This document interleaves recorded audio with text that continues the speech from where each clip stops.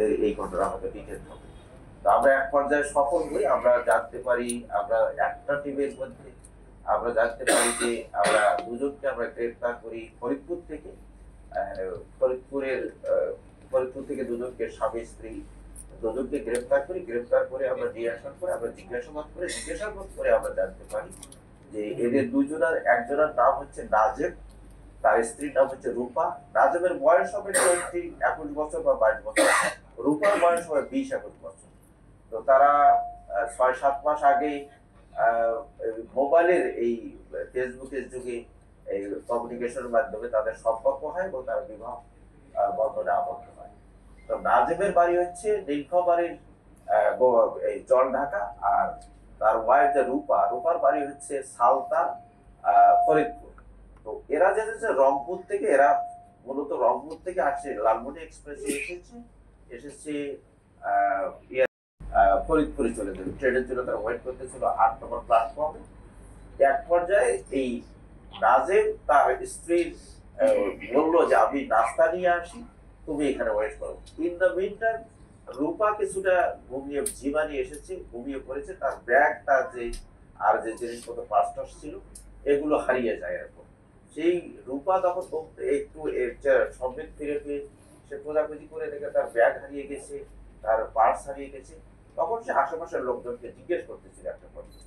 একটা পর্যায়ে আর একটা মহিলা যাচ্ছিল, তাকে সে দেখেছে। কিন্তু ওই এলাকায় সাইফুর রহমান ভূঁইয়া ওই জায়গাটার মধ্যে যাচ্ছিল, সে কাছাকাছি এসে তাকে জিজ্ঞেস করলো যে তুমি কি আমাকে দেখেছো? তখন রূপা বলেছে যে না, আমি আপনাকে ডাকিনি, আমি ওই মহিলাকে দেখেছি। তখন বললো যে পাশাপাশি জিজ্ঞেস করেছে যে তোমার কি হয়েছে? তখন বলেছে যে আমার ব্যাগ হারিয়ে গিয়েছে, আমার টাকা পার্স হারিয়ে গেছে, আমার টাকা পয়সা যা ছিল সব হারিয়ে গিয়েছে। আবার আমি ফরিদপুরে যাবো, এখন আমি কিভাবে যাবো? আর বলছে তোমার সাথে কি আর কেউ আছে? যে আমার স্বামী আছে, সে রাস্তায় আটকে গেছে। তখন আরো কথাবার্তা হয়েছে। এর মধ্যে নাজেম চলে আসছে, আসার পরে বলছে তোমরা কি করো? ওরা বলছে যে আমরা কিছু করি না, এরকম। তো আমরা ইয়েতে তো তখন বলেছে যে তোমরা আমার সাথে চলো, আমি আমার 6 তলা বাড়ি রয়েছে, আমার গাড়ি রয়েছে, তুমি ড্রাইভিং শিখবে, শিখে তুমি আমার গাড়ি চালাবে। আর আমার স্ত্রী আছে, ছেলে আবার স্কুলে পড়াশোনা করে, আমার 6 তলা বাড়ি, তুমি বাবার বাসায় কাজ করো। এই কথা বলে ওদেরকে মোটামুটি রিক্সায় উঠিয়ে ওখান থেকে তারপরে তোলার পরে দেখে যে লক, চাবি যখন খুলছিল, তখন রূপা জিজ্ঞেস করেছে তাকে যে আপনি তো বললেন আপনার স্ত্রী আছে, এখানে আপনার স্ত্রী কোথায়? আপনি তো নিজে আপনার তালাবদ্ধ রূপ বাসা। তখন বলেছে যে না, আমার স্ত্রী আর এক বাসায় চলে গেছে, 4-5 দিন পরে আসবে। এরপরে যা হোক ওরা ভেতরে থাকে, থাকার পরে ওই এরপর এটা হচ্ছে আপনার রোজার আগের দিনের কথা, পরের দিন রোজা শুরু হবে। তো এর মধ্যে আপনার এই যে থাকার মধ্যে আস্তে আস্তে রূপা বক্তব্য মতে, আমাদের জিজ্ঞাসাবাদে যে বক্তব্য দিয়েছে, যে স্বীকার করেছে যে তার এই বিভিন্ন সময়ে এই সাইফুর রহমান তাকে শ্লীলতাহানি করতো, তাদের যৌন লালসা তার পূরণ করার জন্য নানাভাবে তাকে যৌন নির্যাতন করতো। সে যখন বাইরে যেত তাদেরকে তাকে তালা দিয়ে রেখে যেত, বলতো যে তোমরা বারান্দার কাছে যাবা না, গেলে তোমার হাজবেন্ডকে মেরে ফেলবো। তারপরে আপনার বিভিন্ন সময় তার শরীরের বিভিন্ন অংশে হাত দিত।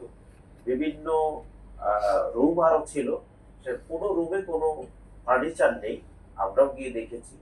একটা রুমে শুধু একটা খাট রয়েছে, সেখানে বলতো অন্য রুমে থাকতে দিত না। একটা রুমে তারা শুধু 3 জনেই, মাঝখানে ছেলেটা থাকতো সাইফুর রহমান এক সাইডে, মেয়েটা এক সাইডে। বিভিন্ন সময় মেয়েটার গায়ে হাত দিত। তো সেই এইভাবে কথা বলতে পারছিল। তো এক পর্যায়ে শেষের দিন যেটা যেটা হচ্ছে 9 তারিখ দিবাগত রাতে, 10 তারিখ শুরুতে যেটা হয়েছে, 3 জন একসাথে শুয়েছে। এক পর্যায়ে মেয়েটা গায়ে এসে হাত দিচ্ছিল, ছেলেটা হাত বুদ্ধি দেওয়ার পরে তারপরে কিছুক্ষণ পরে ছেলেটা যখন ঘুমিয়ে গিয়েছে, রূপার হাজবেন্ড নাজেম, তখন সে দিকে উঠে গিয়ে তাকে করার জন্য, হয়তো রেপ করার জন্য তাকে শরীরে উঠেছে। এক পর্যায়ে এই ধস্তাধস্তির পর্যায়ে এই নাজেম ঘুম থেকে উঠে যায়। ঘুম থেকে উঠে সে তাকে চিৎকার করে যে তুমি তাকে ছেড়ে দাও, রূপাকে ছেড়ে দাও, নাহলে কাঁদতে হবে। এই মধ্যে সে যখন ছাড়ছিল না, তখন তাকে করলো, সে রুম থেকে গিয়ে রান্নাঘর থেকে একটা বটি নিয়ে আসলো। বটি নিয়ে এসে তখনও নাজেম বা রূপার বক্তব্য মতে যে তার তার শরীরের উপরেই হচ্ছে আপনার সাইফুর রহমান ভূঁইয়া। এবার তখন তাকে কোপানো শুরু করে এই বটি দিয়ে, মাথার এই খুলিতে অনেকগুলো কোপ রয়েছে। এরপর যে ঠেকাতে যাচ্ছিল তার হাতের অনেকগুলো কোপ রয়েছে, অনেকগুলো কোপ খেয়েছে শরীরের বিভিন্ন জায়গায়। তো এক পর্যায়ে সে দৌড় দিয়ে বাথরুমের মধ্যে ঢুকে সিটকিনি দিয়েছে। দেওয়ার পরে এরা বাথরুমের বাইরে থেকেও সিটকিনি দিয়ে রুমের তালা দিয়ে ওর একটা মোবাইল ছিল, একটা পার্স ছিল, আর ওই চাবির একটা বোঝা ছিল, প্রায় 10-12টা চাবি বা 7-8টা চাবি হবে, বোঝা নিয়ে এরা চলে যায়। তো তারপরে সাইফুর রহমান হয়ে কোনোভাবে ভেঙে টেঙে প্লাস্টিকের দরজা যেহেতু বাথরুমে বের হয়ে দেয়াল ফুটেছে, কিন্তু বারান্দা, ছোট বারান্দা দেখে চিৎকার করলে তখন স্থানীয় লোকজন এসে তাকে দ্রুত হাসপাতালে নিয়ে যায়। হাসপাতালে প্রথমে বাংলাদেশ মেডিকেলে নিয়ে যায়, তারা সেখানে দেয়নি এই পরিস্থিতি দেখে, বা তাদের সাপোর্ট ছিল না, তারা গ্রহণ করেনি। তারপরে তারা নিয়ে যায়, সেখানেও তারা নেয়নি। তারপরে লেক ভিউ হসপিটালে নেওয়ার পরে সেখানে তারা চিকিৎসা কিছুটা শুরু করে। আধা ঘন্টা পরে তারা জানিয়ে দেয় যে না, আসলে ডিক্লাইন করেছে, মারা গেছে। তো এই আমরা এই ঘটনাটা আমরা আমাদের যে টিম, আমরা আমি সহ আমাদের টোটাল টিম অক্লান্ত পরিশ্রম করেছে ওই যেটা। বিশেষ করে আমাদের এডিসি, দুজন এসি, আমার সাথে এক এসি আছে, ও অনেক পরিশ্রম করেছে, টেকনোলজিক্যাল কাজগুলো করেছে। আমাদের ওসি তদন্ত, আমাদের সাব ইন্সপেক্টররা, অন্যান্য সদস্যবৃন্দ, আমরা খুবই ডেডিকেটেডলি কাজটা করেছি। কারণ দ্রুততম সময়ের মধ্যে এটা যদি আমরা রহস্য উন্মোচন না করতে পারি, তাহলে হয়তো দেরি হয়ে গেলে হয়তো আমাদের কাজটা কঠিন হবে। তো আমরা সফল হয়েছি। আমরা দুজন আসামিকে আমরা বিজ্ঞ আদালতে প্রেরণ করেছি। তারা সিআরপিসি 164 ধারায় জবানবন্দি দেবে, স্বীকারোক্তি প্রদান করবে, আশা করছি আমরা বিজ্ঞ আদালতে প্রদান করছি।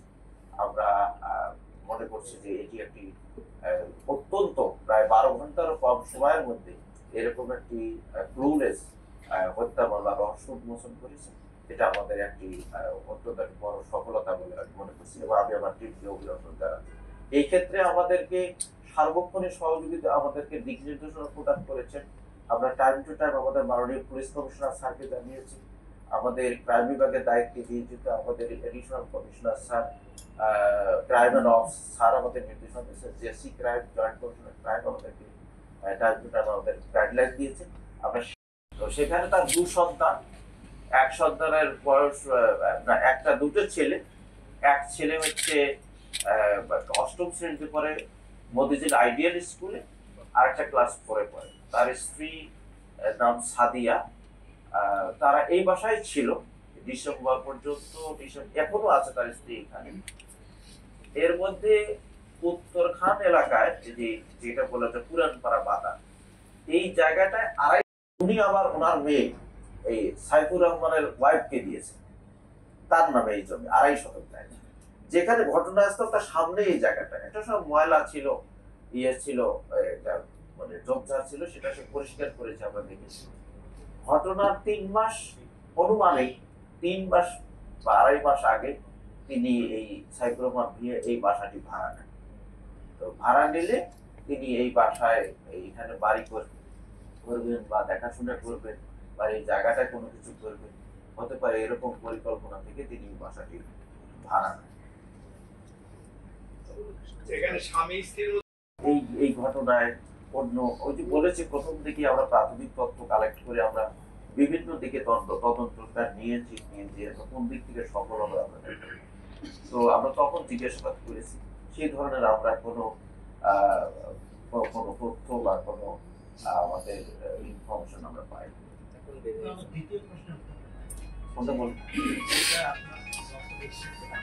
বিচার বা খাট বা কোনো কিছু অন্য কোনো নেই, নেই। আর ওটা ফোর্স করেছে এই এই ওই ওই ওই ছেলেটাকে মেরে ফেলার হুমকি দিত সবসময়। রূপা বলেছে যে আমার হাজবেন্ডকে আমি খুবই ভালোবাসি, এই জন্য আমাকে, যেহেতু আমার এই কষ্টের কথাটা আমি বলতে পারছিলাম না আমার হাজবেন্ডকে, যেহেতু বলছে তুমি যদি এই কথা ওকে বলো তাহলে তোমরা কোনো কিছু মেরে ফেলবে। তো উনি যখন যেতেন বাইরে তখন তালা দিয়ে যেতেন। আচ্ছা, আপনি বলছেন যে মোবাইলের মাধ্যমে যোগাযোগ করে তাদের পরিচয় হয়েছে, তারপর বিয়ে হয়েছে। স্বামী তোমাদের দুই কিন্তু এই টেকনোলজির যুগে ওনারা তো 999-এও ফোন করে এই ব্যাপারে সাহায্য চাইতে পারতেন, যে ওনাদেরকে এইভাবে ধরেন আটকে রেখে এত ইজি জিনিসগুলো আসলে মেবি তারা তো আমার কাছে ওরা যাদের রূপা এবং নাজমের যে আমি খুবই সম্প্রতি জয়েন করেছি গতকাল, আমি উত্তরা বিভাগে জয়েন করেছি। আমি ডিসি ফাইন্যান্স হিসেবে কাজ করছিলাম। জয়েন করার আগেই আমি 10 তারিখ রাতে বিশেষ করে আমার পদায়ন হওয়ার পরে আমি গিয়েছি। যাওয়ার পরে আমি এলাকাটা দেখার জন্য গিয়েছি। তো গিয়ে আমি জানতে পারলাম যে ফোর্সদেরকে ব্রিফ করার এক পর্যায়ে আমার অফিসে আমি জানতে পারলাম যে উত্তরখান থানাধীন ইয়েতে মাথায় পাড়া ওখানে আছেন আমাদের দুজন জোনাল এসি রয়েছে, নাসিব এবং পরে সাদ্দাম ছিল ওকে সহ, আমাদের ওসি রয়েছে, সকল অফিসাররা সেখানে রয়েছে, তারা ঘটনাস্থলে আছে। তো তারপরে আমি নিজেও চলে গেলাম। চলে যাওয়ার পরে আমি জানতে পারলাম, আমিও ঘটনাস্থলে গেলাম, দেখলাম যে এই পুরানপাড়া বাতান এলাকায় যারা শাহ নওয়াজের যে একটা 6 তলা বিল্ডিং এর 4 তলায় আমরা জানলাম এটা 6 তলা 6 নম্বর ফ্ল্যাট। ওখানে হাবিবুল্লাহ বাহার ডিগ্রি কলেজের যে সাবেক উপাধ্যক্ষ জনাব সাইফুর রহমান ভূঁইয়া, ওনার এজ হবে 49 বা 50। তো উনি খুন হয়েছে। ওনাকে আমরা এই বিষয়টা জানতে পেরে দেখলাম যে রুমের মধ্যে রক্ত তখনও বেশ জমা।